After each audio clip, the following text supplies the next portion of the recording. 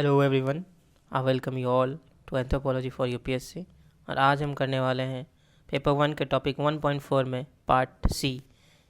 इसका पहला पार्ट है synthetic theory of evolution.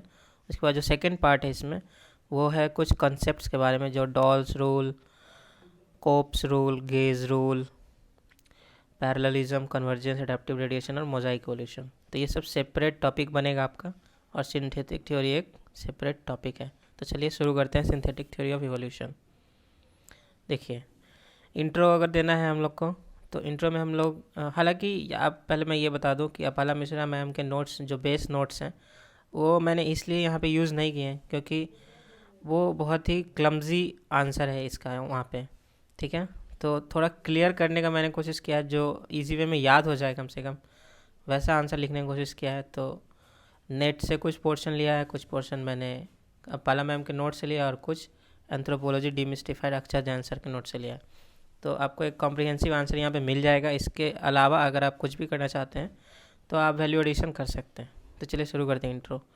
Intro में है कि the synthetic theory is a post Darwinian theory. ठीक है, जैसा कि मैंने अभी बताया आपको, of organic evolution. It is a combination of Darwinism, Mendelian genetics, population genetics and molecular biology.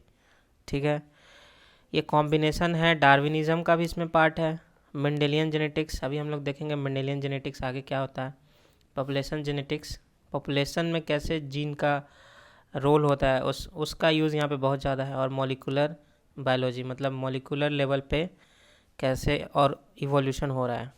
ठीक है, नेक्स्ट देखते हैं इसमें कंट्रीब्यूशन किसका है। आप बहुत सारे नाम हैं, आप दो भी लिख के आइएगा तो काम हो जाएगा, अर्नेस्ट मेयर और जी सिम्पसन। ठीक है, और एक बुक है आर ए फिशर की। ठीक है, उनकी बुक है the genetical theory of natural selection 1930। इसको एक क्लासिक वर्क माना जाता है इस थ्योरी का, तो ये आप ज़रूर डालिएगा।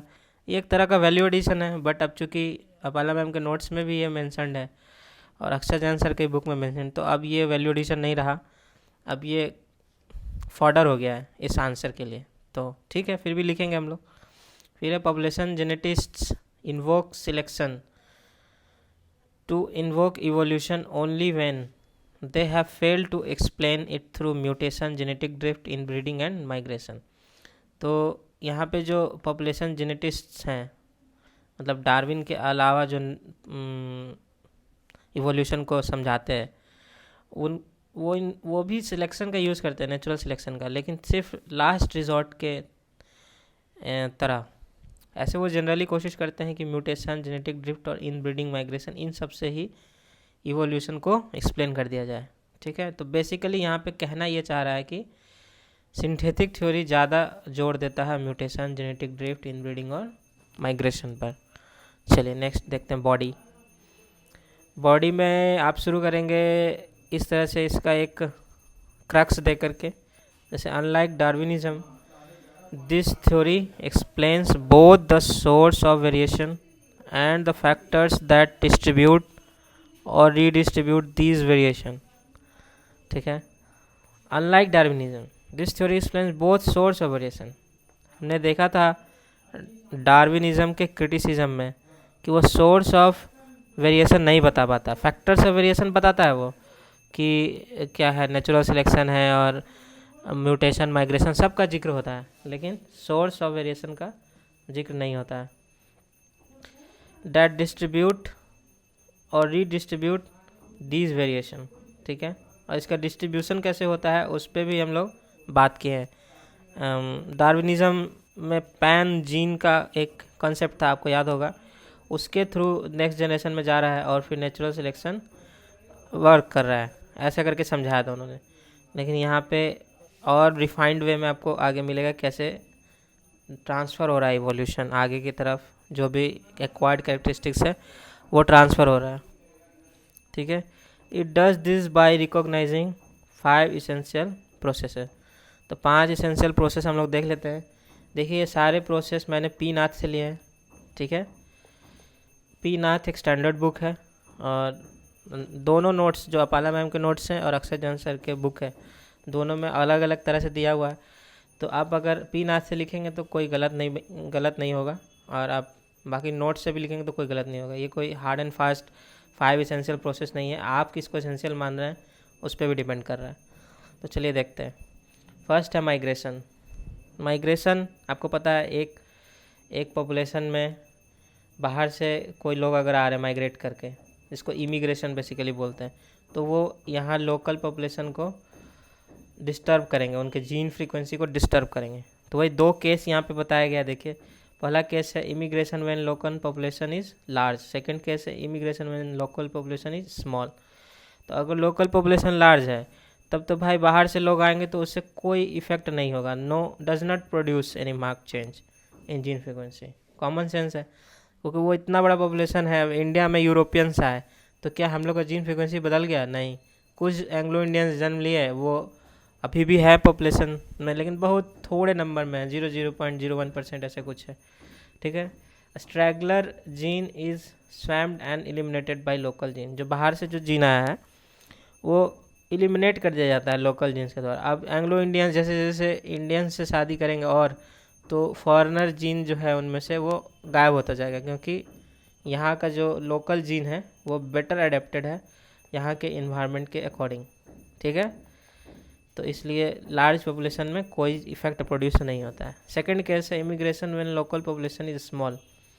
इसमें भी 2 सब केसेस हैं, when environment is stable and when environment is unstable.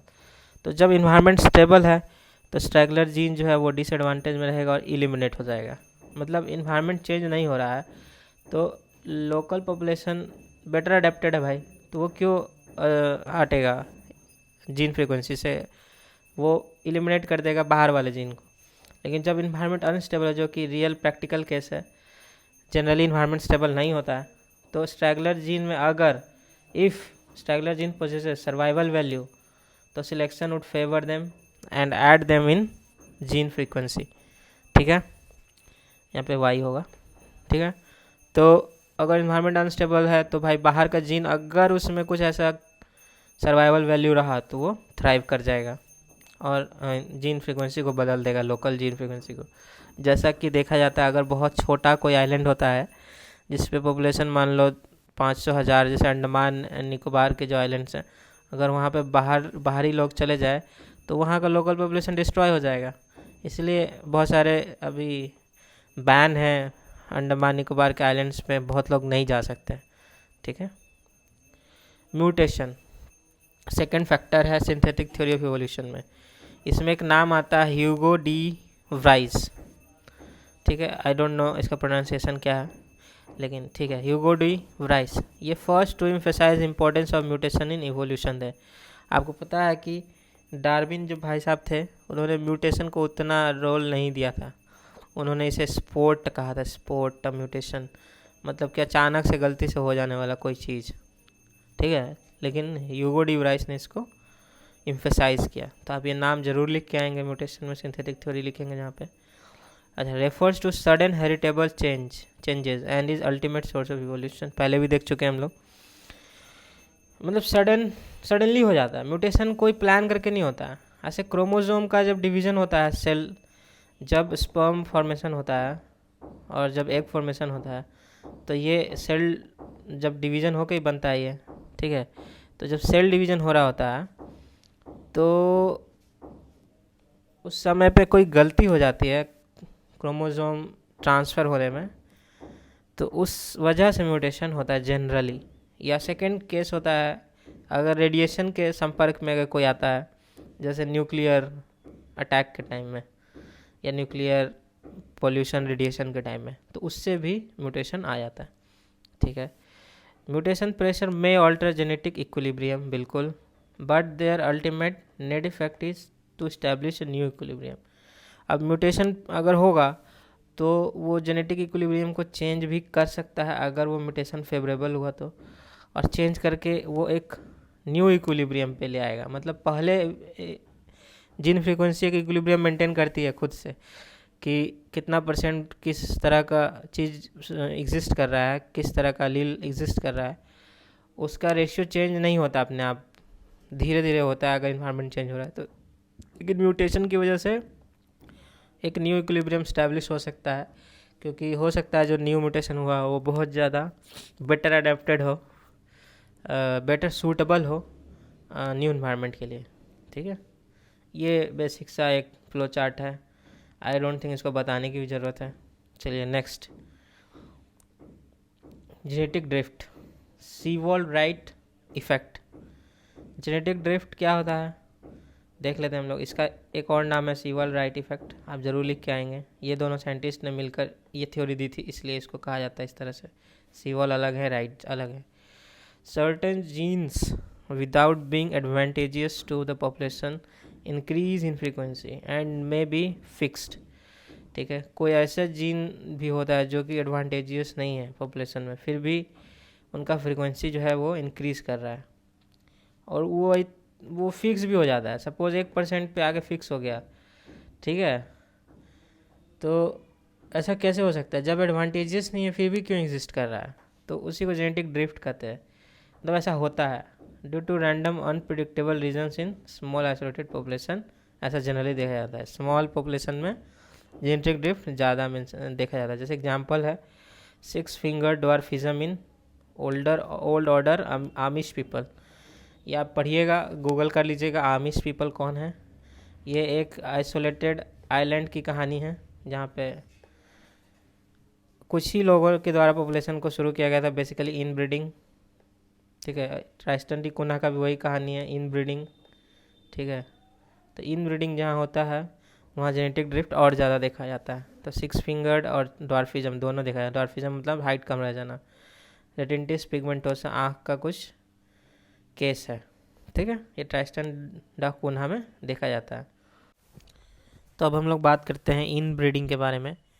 देखिए, inbreeding refers to mating of two closely related relatives. For example brother and sister, cousins, या इससे भी ज़्यादा इंसेस्टेबल में जाएंगे तो mother and son, father and daughter. इस तरह का जो मेटिंग होता है उसको इन ब्रीडिंग कहते हैं। इन ब्रीडिंग मतलब इन वर्ड को ध्यान से देखिएगा, समझ जाइएगा कि इनसाइड अ ग्रुप अगर जब होता है तो रिलेटिव्स का एक ग्रुप है जो कि क्लोज ग्रुप होता है, उसके अंदर अगर इन ब्रीडिंग मेटिंग हो तो उसको कहते हैं इन ब्रीडिंग। ठीक है, इससे होता क्या है, it tends to remove hybrids from the population and to replace them by pure breed homozygous pure breed homozygous. ठीक है, तो इसका मतलब है कि अगर हम इवोल्यूशन की बात करें तो इवोल्यूशन में इसका रोल होता है कि ये हाइब्रिड्स को रिमूव करता है पॉपुलेशन से।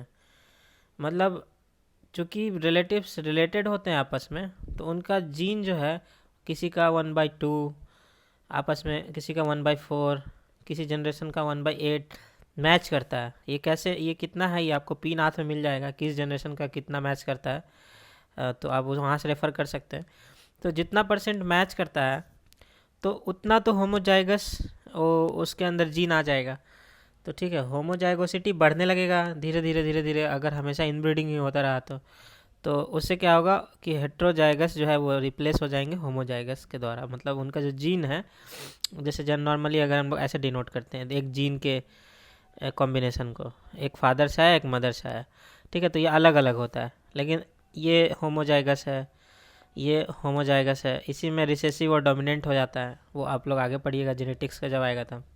तो बेसिकली कहने का मतलब है कि इन ब्रीडिंग से होमोजाइगोसिटी बढ़ता है, और लेकिन यहाँ पे कहा गया कि इन breeding increases homozygosity but it does not alter the gene frequency. ये भी पीनाथ में गिवन है, कैसे अल्टर नहीं करता है, एक चार्ट के थ्रू वहाँ समझाया हुआ है। तो आई होप आप वहाँ रेफ़र करके समझ जाएंगे। यहाँ हम लोग को सिर्फ आंसर में पॉइंट लिखना है कि इन ब्रीडिंग जो है वो होमोजाइगोसिटी को इंक्रीज़ करता है लेकिन जीन फ्रीक्वेंसी को अल्टर नहीं करता। नेक्स्ट पॉइंट है कि inbreeding in itself is not detrimental but it is hazardous only to the extent when undesirable recessive genes are present in original stock. मतलब इन ब्रीडिंग जो है वो खुद में डेट्रीमेंटल नहीं होता है। ठीक है, मतलब कि ऐसा नहीं बोल सकते आप कि जो कजिन्स का मैरिज हो रहा है वो गलत हो रहा है या ऐसा उससे सिक बेबीज़ ही जन्म लेंगे, ऐसा नहीं बोल सकते हम लोग। ठीक है, इन ब्रीडिंग तब हैजार्डस होता है when undesirable recessive genes are present in original stock, मतलब कि पेरेंट्स बेसिकली।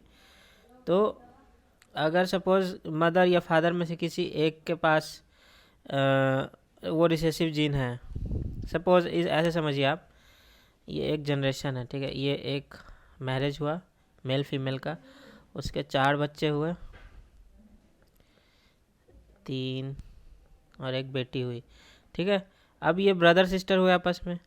अगर सपोज कि इन दोनों ब्रदर सिस्टर का शादी हो जाता है, तो अगर मदर में जो अगर कोई प्रॉब्लम होगा, इस मदर में जो इसके पहले का जनरेशन था, इस मदर में अगर कोई प्रॉब्लम होगा, वो जीन इन दोनों में होगा प्रॉब्लम वाला एक हिस्सा, और अगर इन दोनों का शादी हो गया तो इससे जो चिल्ड्रन होगा उसमें वो होमोजाइगस बन के आ जाएगा, ठीक है। रिसेसिव जीन होगा तो फिर वो बच्चा डेथ कर जाएगा। तो यही यहाँ पे समझाने का कोशिश किया गया कि इन ब्रीडिंग से तभी हजार्डस है जब मदर या फादर या ओरिजिनल जो स्टॉक है उसमें कुछ प्रॉब्लम हो। नेक्स्ट पॉइंट है नेचुरल सिलेक्शन। हम लोग पहले पढ़ चुके हैं नेचुरल सिलेक्शन, कुछ नहीं है। ये है कि it is the process that results in adaptation of an organism to the environment by selective reproduction of its genotype. थोड़ा घुमा के ये डेफिनेशन है, ये अक्षर जैनसर की बुक में दिया हुआ है, तो इसको समझिए। देखिए ऐसे कि ये नेचुरल सिलेक्शन ऐसे आपको पता है क्या है कि जब म्यूटेशन हुआ तो म्यूटेशन होने पे क्या हुआ, मान लीजिए ऐसे ऐसे 4 प्रकार के अलग बेबीज़ जन्म ले लिए, इनमें से जो सबसे सूटेबल होगा इन्वायरमेंट के अकॉर्डिंग उसको नेचर जो है वो आगे बढ़ा देगा, मतलब वो सर्वाइव कर जाएगा और उसके बच्चे जो है आगे जीन में कंट्रीब्यूट करेंगे, जीन फ्लो में। और इन लोग का अगर म्यूटेशन जो है वो सही नहीं हुआ एनवायरनमेंट के अकॉर्डिंग, तो ये लोग का आगे रिप्रोडक्शन या तो नहीं होगा, या होगा तो धीरे धीरे 1-2 जनरेशन के बाद ख़त्म हो जाएगा, ठीक है। तो ये वही कह रहा है कि इस प्रोसेस से क्या होता है कि adaptation of organism to its environment by selective reproduction of its genotype. अभी मैंने आपको एग्जांपल दिया सिलेक्टिव रिप्रोडक्शन का, कि उसी का रिप्रोडक्शन बढ़ेगा जो कि जिसके जीन में कि इन्वायरमेंट के अकॉर्डिंग बेस्ट एडेप्टेशन हुआ रहेगा, ठीक है। अभी ये 3 टाइप का होता है, स्टेबलाइजिंग, डायरेक्शनल और डिसरप्टिव, ठीक है। तो इसका क्या मतलब है देख लीजिए। अभी यहाँ पे आपको इसका मतलब समझना नहीं है, आगे आपको मिलेगा, लेकिन चलिए यहीं पे देख लेते हैं। स्टेबलाइजिंग का मतलब क्या होता है, ये 2 एक्सट्रीम्स हैं, पहले भी वीडियो मैंने बताया, ये फिर से बता देता हूँ। ये 2 एक्सट्रीम्स हैं म्यूटेशन के सपोज, ठीक है। तो नेचर क्या है, नेचुरल सिलेक्शन जो है उस पर प्रेशर डालता है, ये दोनों एक्सट्रीम को एलिमिनेट कर देता है, और सबसे ज़्यादा क्वांटिटी में जो पाया जाता है वो यहाँ सेंटर में एक मतलब समझ लीजिए आपकी दोनों के बीच का जो स्पीसी होगा वो सरवाइव कर रहा है, तो इसको बोलते हैं स्टेबलाइजिंग। मतलब कि नेचर जो है वो एक्सट्रीम्स को एलिमिनेट कर रहा है। ये आप पॉपुलेशन समझ लीजिए इधर, और इधर आप म्यूटेशन समझ लीजिए कि ये एक्स तरह का, ये वाई तरह का म्यूटेशन, ठीक है। तो सबसे ज़्यादा पॉपुलेशन होगा जो दोनों एक्सट्रीम्स के बीच में होगा, ठीक है। और ये कर्व रिप्रेजेंट करता है कि कितना म्यूटेशन होने पे किस तरह से पॉपुलेशन होगा। नेक्स्ट है डायरेक्शनल। डायरेक्शनल क्या है कि ये 2 एक्सट्रीम्स था, ठीक है, नेचुरल सिलेक्शन वर्क किया और इसको इधर शिफ्ट कर दिया राइट में, मतलब कि किसी एक एक्सट्रीम एंड को फेवर कर दिया, या तो इस तरफ चला गया तो इस एक्सट्रीम को फेवर कर दिया, अगर इस तरफ आ जाता तो इस एक्सट्रीम को फेवर कर देता। तो किसी एक एक्सट्रीम को जब नेचुरल सिलेक्शन फेवर करता है तो उसको कहते हैं डायरेक्शनल नेचुरल सिलेक्शन। थर्ड है डिसरप्टिव, ठीक है। डिसरप्टिव में क्या है कि दोनों एक्सट्रीम्स को फेवर कर दिया, ना कि जो उनके बीच के टाइप के लोग थे उनको, ठीक है, डिसरप्टिव उसको कहते हैं। तो इस 3 तरह का, और भी चौथा भी होता है, पीनाथ में एक और टाइप दिया हुआ है, बट 3 मेन है नेचुरल सिलेक्शन का जो डायरेक्शन है उसके हिसाब से। तो यहाँ तक हम लोग देख लिए। अब देखते हैं कि इसमें एक्सेसरी प्रोसेस क्या है। The theory also gives accessory processes, मतलब कुछ और प्रोसेस जिक्र हुआ है सिंथेटिक एवोल्यूशन में। फर्स्ट है आइसोलेशन। देखिए सिंपल सी बात है, अगर एक पॉपुलेशन आइसोलेटेड रहता है जेनेटिकली, ज्योग्राफिकली या कल्चरली, तो segregation of population into units which can't interbreed, तो अगर वो इंटरब्रीड नहीं कर पा रहे हैं दूसरे पॉपुलेशन से, सपोज़ कि फॉर ए लॉन्ग टाइम जो अमेरिकन सब कॉन्टिनेंट था वो एकदम आइसोलेटेड था, ठीक है, तो उससे क्या हुआ, जैसे ही यूरोपियंस वहाँ पहुँचे वहाँ पे चिकन पॉक्स से वहाँ की आबादी गायब हो गई, मर गई। चिकन पॉक्स जैसे छोटे से बीमारी से जो उनको इम्यूनिटी डेवलप नहीं हुआ था, ऐसे ही हमारे यहाँ अंडमान में रहते हैं, अंडमान एंड निकोबार जो हम लोग का आइलैंड है वहाँ रहते हैं सेंटिनलीज। इन लोगों के पास भी जो है आउटर कांटेक्ट नहीं होने की वजह से कोई वो डेवलप नहीं हुआ इम्यूनिटी। तो यहाँ पे बात इम्यूनिटी की नहीं हो रही है, बात हो रही है कि आइसोलेशन से होता क्या है। आइसोलेशन से प्रिवेंशन ऑफ जीन एक्सचेंज होता है, उससे क्या होता है, फॉर्मेशन ऑफ यूनिक जीनोटाइप, ठीक है। मतलब अभी एक ही तरह का जीन है जो आगे आगे चलते जा रहा है टाइम में, उसमें कोई नया जीन का इंट्रोडक्शन नहीं हो रहा है अगर म्यूटेशन वहाँ नहीं हुआ तो इससे क्या होता है, स्पेसिएशन इससे हो जाता है। मान लीजिए कि जैसे एक आइलैंड है या जहाँ पे आप देखे होंगे 6 फिंगर डॉर्फिज्म पाया जाता है, पहले एग्जांपल मैंने दिया था 6 फिंगर डॉर्फिज्म का, तो आमिश लोगों में ऐसा होता है। तो इस कंडीशन में क्या होता है कि ज़्यादातर लोगों के 6 फिंगर्स होते हैं। तो ये तो भाई एक अब नॉर्मल बात है कि सबको 6 फिंगर्स हो रहे हैं, मतलब 70% पॉपुलेशन को 6 फिंगर्स हैं। तो एक नया स्पीसीज़ भी बन सकता है अगर लॉन्ग टर्म में आइसोलेटेड रहेगा पॉपुलेशन, तो एक न्यू स्पीसीज़ का रूप भी ले सकता है।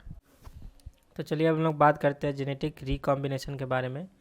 जेनेटिक रिकॉम्बिनेशन सिंथेटिक थ्योरी का एक पार्ट है।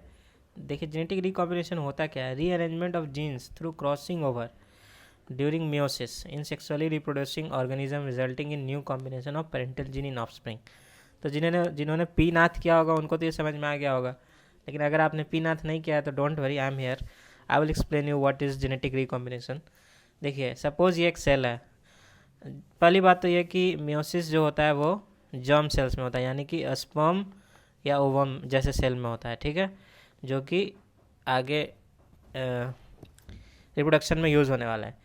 तो इसमें क्या होता है कि सपोज़ ये अभी मैंने एक पेयर ऑफ क्रोमोसोम दिखाया है, ये नॉर्मल कंडीशन है, pink represents the mother's chromosome part and blue represents the father's chromosome part. तो ये एक पेयर है, ऐसे करके 23 पेयर्स हमारे बॉडी में होते हैं। तो अभी ये सेपरेट होगा, ठीक है, तो पहले ये एक दूसरे से सेपरेट हो जाएगा और ऐसे अलग अलग हो जाएगा, एक ब्लू और एक पिंक, ठीक है, और फिर वो अपने आप को डुप्लीकेट कर लेगा, यानी एक फादर का क्रोमोसोम भी 2 हो जाएगा और मदर का क्रोमोसोम भी 2 हो जाएगा। इसको मैंने एक्स करके सिंपली दिखाया है। और फिर ये जो डुप्लीकेट हो गया है, अभी मतलब टोटल 4 क्रोमेटिड्स बन गए हैं, तो इनमें क्रॉस ओवर होगा यहाँ पे, ठीक है, ये इतना नज़दीक आ जाएंगे एक दूसरे के कि इनमें क्रॉस ओवर होगा। अभी हम लोग इसको होमोलोगस बोलते हैं। देखिए यहाँ वर्ड लिखा हुआ है होमोलोगस क्रोमोसोम। होमोलोगस क्यों कहते हैं, क्योंकि ये एक ही क्रोमोसोम का कॉपी है, तो यानी ये होमोलोगस है, एक ही ग्रुप का है, एक ही क्रोमोसोम है, अलग अलग हो गया है, दो कॉपी बन गए इसके, ठीक है। तो अभी ये यहाँ पे क्रॉस ओवर हुआ, क्रॉस ओवर होने की वजह से क्या होता है, ट्रांसफ़र हो जाता है, मदर का कुछ पार्ट यहाँ पे आ जाएगा और फादर का कुछ पार्ट यहाँ पे आ जाएगा जीन का। तो अभी ये 4 क्रोमेटिड्स अलग हो जाएंगे जब, तो आपको कुछ ऐसा क्रोमेटिड्स दिखेंगे। तो इसमें क्या हो रहा है, एक तो पूरा प्योर फादर की तरह है, एक प्योर मदर की तरह है, लेकिन एक में ये वाला जो है, ये वाला ये यहाँ पे आपको दिखाया गया है, ऊपर में ब्लू नीचे में पिंक, और जो ये वाला है ऊपर में पिंक नीचे में ब्लू, वो यहाँ दिखाया गया। तो ये 2 न्यू टाइप्स ऑफ क्रोमेटिड्स बन गए। अभी इससे क्या होता है, 4 सेल बनता है, 4 जर्म सेल बनता है, जिसमें एक एक क्रोमोसोम चला जाएगा। आपको पता है स्पर्म सेल में 23 पेयर्स नहीं होते हैं, 23 क्रोमोसोम्स होते हैं, ठीक है। तो ये सिंगल क्रोमोसोम सब में जाएगा।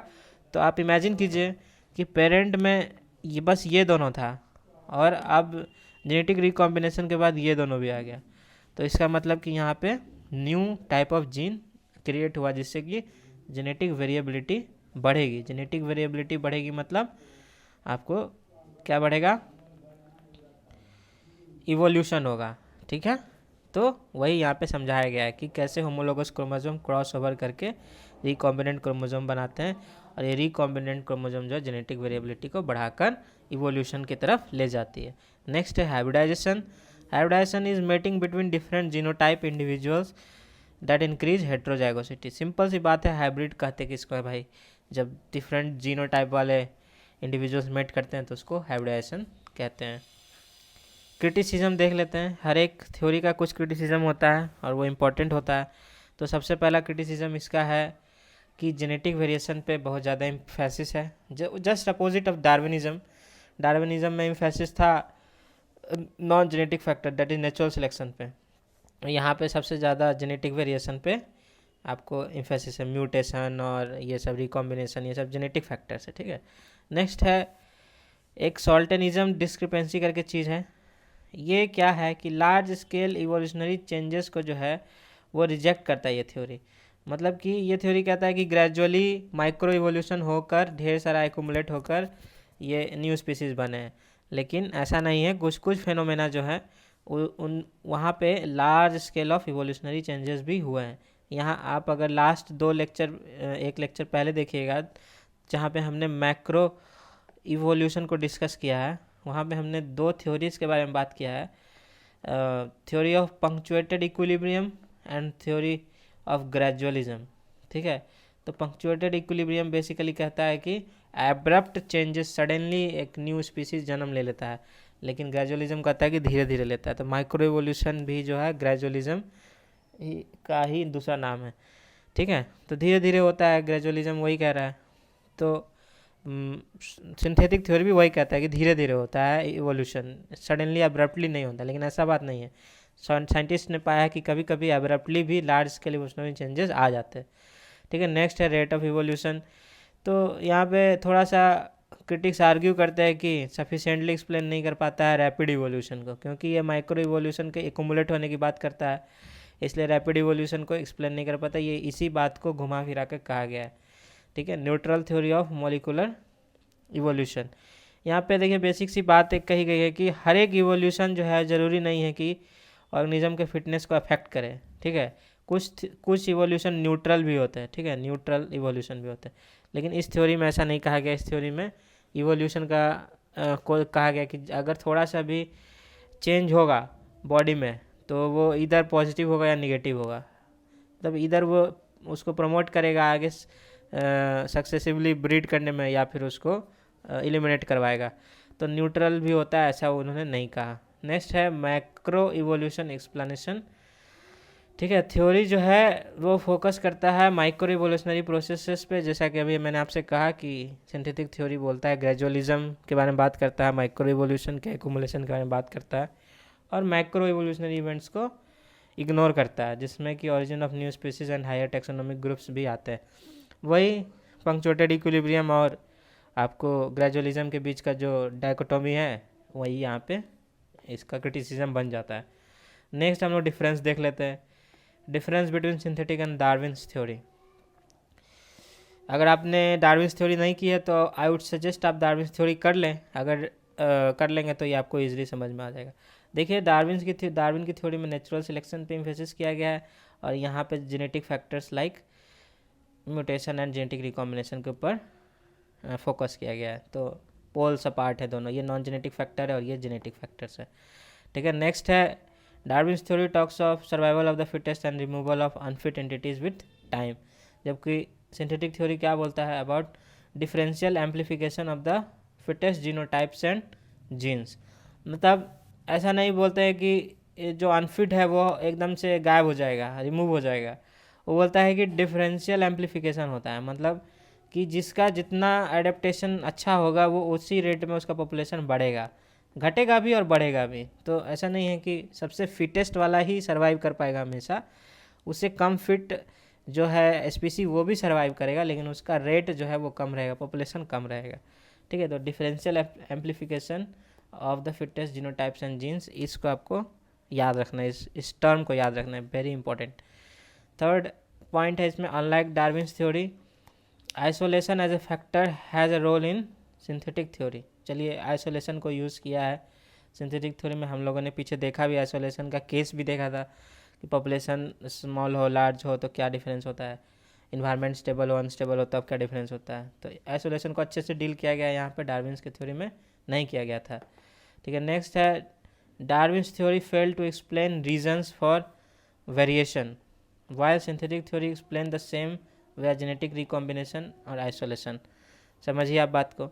डार्विन्स थ्योरी बोल रहा था कि अपने आप हो जाता है, ऑलरेडी प्रेजेंट होता है, द ऑलरेडी चेंज जो है वो प्रेजेंट होता है इन्वायरमेंट में स्पीसीज़ का, डिफरेंट स्पीसीज़ का अलग अलग मतलब चेंज किया हुआ इंडिविजुअल स्पीसीज़ जिसका बहुत सारा जेनेटिक चेंज हो चुका है वो एग्जिस्ट करता है। जैसे जैसे इन्वायरमेंट चेंज करता है तो सर्वाइवल ऑफ द फिटेस्ट उस पर लागू हो जाता है और जो फिटेस्ट है वो सर्वाइव कर जाता है। लेकिन ऐसा नहीं है, यहाँ पे अच्छे से जेनेटिक रिकॉम्बिनेशन अभी मैंने आपको बताया उससे समझाया गया है, आइसोलेशन से बताया गया है कि कैसे जीन फ्रीक्वेंसी पे इफेक्ट पड़ता है।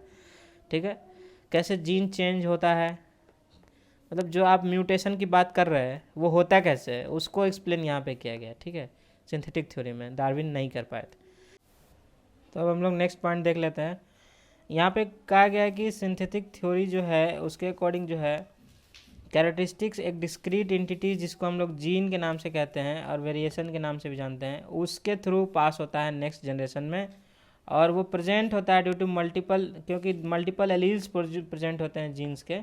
अभी मैंने आपको बताया कि जेनेटिक रिकॉम्बिनेशन से कैसे आपको वेरिएशन प्रोड्यूस होता है, तो वही जीन का मल्टीपल एलील कहलाता है जिसमें अलग अलग गुण हो एक ही जैसा जीन के लिए।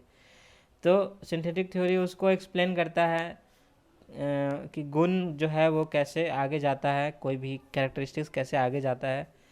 लेकिन डार्विन्स थ्योरी जो है उस समय जीन का कॉन्सेप्ट नहीं था। उस समय आपको पता है किस चीज़ के बारे में उन्होंने बात किया था, पैन जीन के बारे में। ये टर्म आप याद रखिएगा। तो पैन जीन ऐसा कुछ था नहीं उनका थ्योरी को, वो बात उनका गलत साबित हो गया, क्रिटिसिज्म में भी लिखते हैं हम लोग। तो वही है, यहाँ पे आपको जीन का कंसेप्ट आ गया, वहाँ पे जीन का कंसेप्ट अच्छे से नहीं दिया गया था। लास्ट है synthetic theory suggest that formation of new species due to accumulation of small genetic changes. देखिए ये वही बात है जो क्रिटिसिज्म में हम लोग कहते हैं, उसको डिफरेंस में भी यूज़ कर रहे हैं। स्मॉल जेनेटिक चेंजेस की वजह से हो रहा है, यानी micro evolution over a long period of time causes speciation. ठीक है, लेकिन डार्विन का ऐसा कहना नहीं था। डार्विन का कहना था already different variations are present in the environment and natural selection works upon it. ठीक है, वो रीज़न नहीं दे पाए थे क्यों प्रेजेंट है अलग अलग वेरिएशन। यहाँ पे रीज़न आपको बताया जा रहा है कि देखो जेनेटिक रिकॉम्बिनेशन हो रहा है, आइसोलेशन हो रहा है, हाइब्रिडाइजेशन हो रहा है, बहुत सारा चीज़ हो रहा है जिसकी वजह से आपको न्यू कॉम्बिनेशन ऑफ जीन्स मिल रहा है, इवोल्यूशन हो रहा है बेसिकली। ठीक है, तो यहाँ पे हमारा ये चैप्टर ख़त्म होता है और ये टॉपिक ख़त्म होता है। आई एम सॉरी, नेक्स्ट मिलते हैं नेक्स्ट वीडियो में, तब तक के लिए धन्यवाद।